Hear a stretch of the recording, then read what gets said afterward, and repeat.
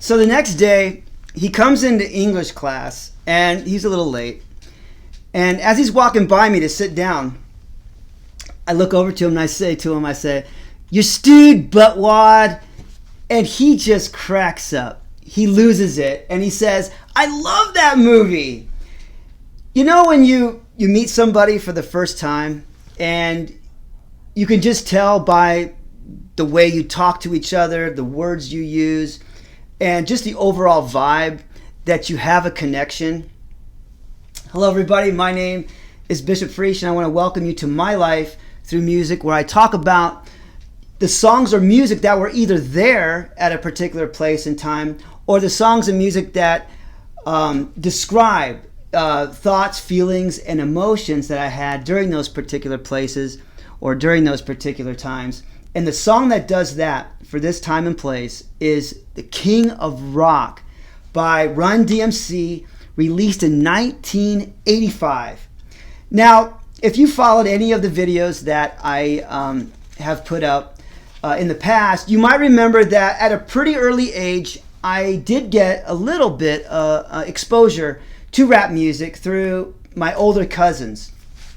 But after that, I quickly discovered rock and roll and metal, and that's basically all I listened to from that point.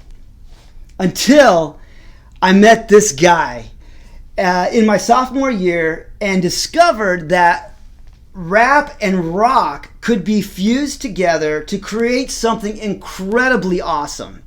Something that I had never heard before.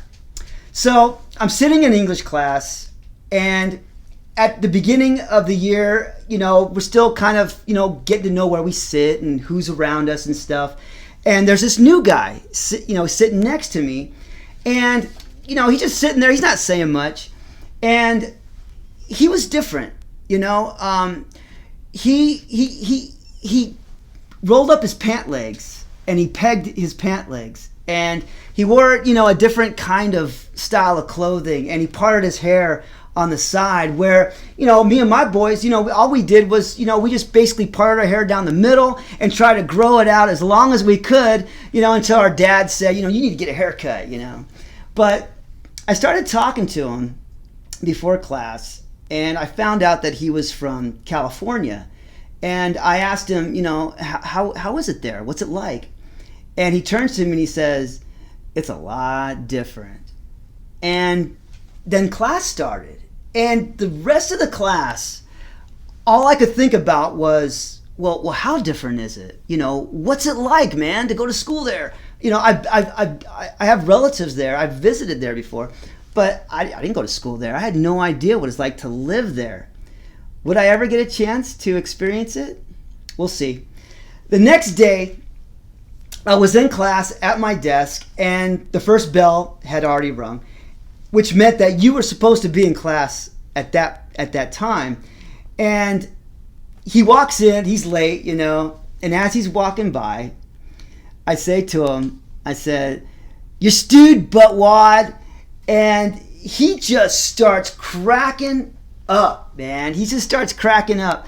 And what I was doing was I was quoting a line from a very famous comedy at that time, Weird Science, and he obviously liked that movie too. He recognized what I was saying. He recognized the joke, and from that point on, we became really good friends.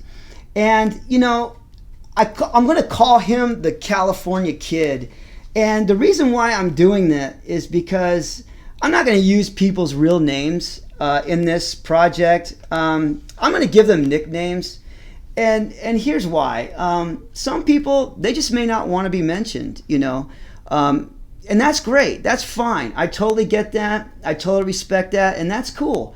But the most important thing is that for the purpose of what I'm doing, for the purpose of this project, for me, they were there, and I can still fulfill the purpose of this project, to leave my story behind, to tell my story without, using people's names. But the major point is that they were there, and they, along with the music I'm talking about, are the ones who shaped me to who I am today. And I love them for that, and I've learned a tremendous amount from all of them.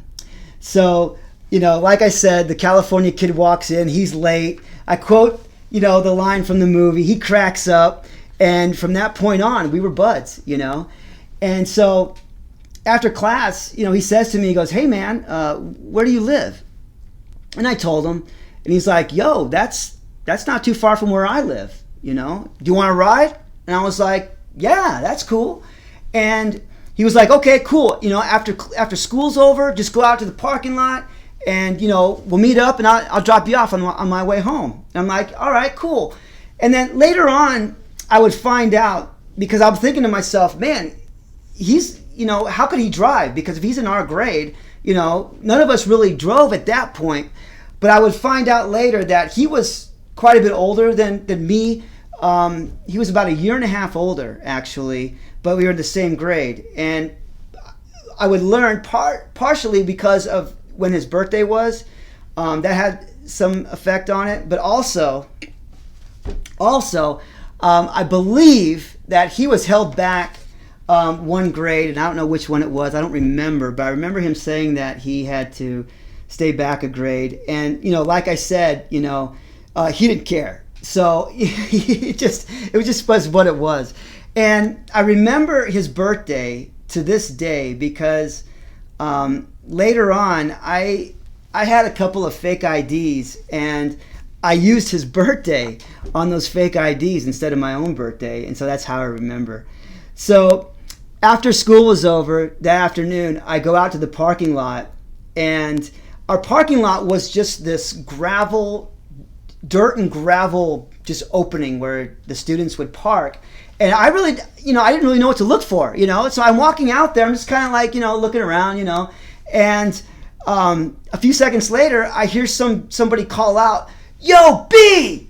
And I'm like, and I look over, and there's a California kid, man. He's standing, leaning on a tan Chevrolet stepside, probably like an early 80s model, I think it was.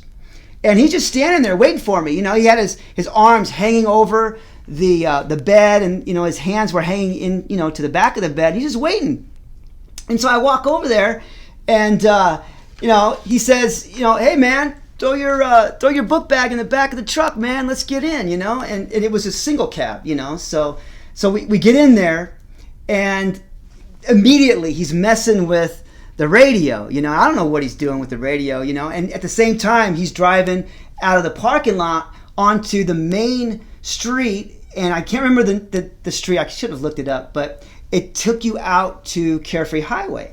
And so once we got off school grounds, instinctively, both of us, we just reached for our smokes, and we're like getting ready to light up a cigarette right at the same time, And I didn't know he smoked, he didn't know I smoked, but we start, getting our cigarettes, and he grabs his lighter, he lights his cigarette, and then I'm sitting there messing with my stuff, and he finds out what he wanted to do with the stereo, and then he lights my cigarette, and as we're heading towards Carefree Highway, I hear the voice of Daryl McDaniels, man, in the beginning of King of Rock, man. If you've heard it, you know what I'm talking about. And then right after that, DJ Rudd comes in, man, starts flowing. And then the guitars kick in, and I'm just looking at him like, what is this? And he just like, "Yeah, man, pretty cool." I'm like, "Dude, this is awesome." And so from the moment I heard that, I was hooked. I couldn't get enough. And as we were pulling into my driveway after listening to this, and at that time I lived on a street called Dixoletta, and I lived north on a street, it was 66th Street, and it was about a quarter of a mile to a half a mile north of Dixoletta, and there was a street called Milton. And on the corner of 66th Street and Milton stands a house that my dad built. It's the same house that he was designing in our old house while, in the kitchen that I talked about in one of the other videos. And so we pull into that house, and I'm getting out, and I look into his truck. I'm like, yo, dude, you got to let me borrow this tape, man. I got to dub it, you know? And he's like, he thinks about it for a second. He's like, all right. And he ejects the tape, and he hands it to me. And he says, dude, don't lose it, B. All right? And I'm like, okay, man, I won't. And he drives off. And as he's driving off, he goes, pick you up in the morning? And I'm like, yeah, man, I'll be ready. It's cool. And so he drives off, and I run into my room. And at that time, I finally had a dual cassette boombox, which meant that it had 2 cassette decks in it. So what I could do is I could play one tape and take a blank cassette and put it in there, and I can record and listen to at the same time. So whatever was on the first cassette would be on the second cassette. And so I'm listening to this cassette and I'm recording it at the same time. And I got to stress this again, and I've said it before, but I gotta say it again, especially for people who are much younger than our generation. Back then, you had to have your hands on the music if you wanted to play it when you wanted to play it. You could listen for it on the radio, or at that time, MTV was big. You could listen to it on MTV, but you had to wait for them to play it. If you wanted to hear it at that moment, you had to have it in your hands. And it's so important because I think we take for granted, I know I do, the fact that we can just get on our phone and just stream it anytime, any place, anywhere. And, you know, it just takes the nostalgia out of it. It takes the importance out of it, at least for me. And so I'm listening to this tape. And again, what I hear on it is I hear King of Rock by Run-DMC. And this was a mix. It wasn't just, you know, a direct duplicate of King of Rock. It was a mix. It had King of Rock on it. It had You're Blind from the same record. It had It's Like That from the previous, I think it was the first record from Run-DMC. And check this out. It had The Dream Team Is in the House by the LA Dream Team. Yes, it did have it on there. And I remember listening to it going, what is this stuff, man? It was so awesome. And that kind of music was on the first side. The second side, I remember, it had more like punk, and like it had more punk music on it. For example, I remember hearing The Legend of Pat Brown by the Vandals.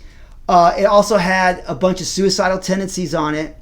And I think it had some Sex Pistols on it. But that's what it had on it. And I was just like so floored. And I was just like, man, this is incredible.